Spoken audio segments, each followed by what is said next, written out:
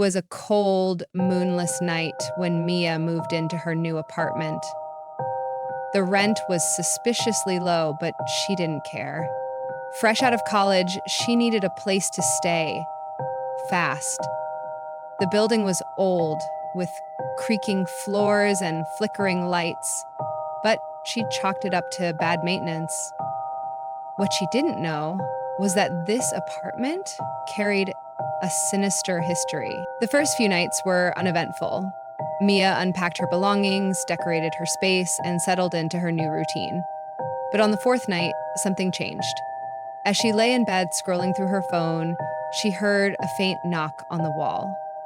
She paused, thinking it might be her neighbors, but then remembered the adjacent apartment was vacant. She laughed it off. Old buildings make weird noises, she muttered, pulling the covers over herself. But then it happened again. Knock, knock, knock. This time, it was louder and more deliberate. Mia's heart raced. Summoning courage, she banged on the wall and yelled, "Who's there?" Silence. The next morning, she asked the building manager about the vacant apartment next door. He looked at her with confusion. There is no apartment on that side, just the old storage room. Mia felt a chill run down her spine. That night, the knocking returned, but now it was accompanied by whispers.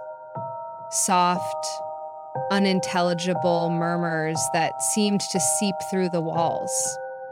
She tried playing music to drown it out, but the whispers grew louder, almost as if they were inside her room. Determined to find answers, Mia decided to investigate the so-called storage room.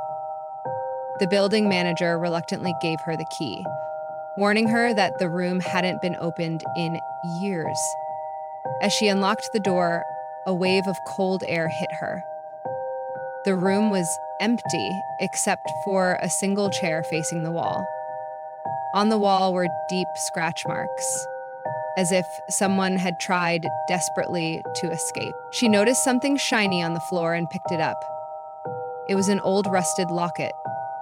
Inside was a faded photo of a young woman with a terrified expression. Suddenly, the door slammed shut behind her. Panic set in as she pounded on the door, screaming for help. The whispers surrounded her, growing louder and louder until they formed words. "Get out, or you're next." When the manager finally opened the door, Mia was curled up in the corner, clutching the locket. She moved out the very next day, leaving everything behind. But sometimes, late at night, she still hears the knocking, as if whatever was in that room followed her. And if you're reading this, listen carefully.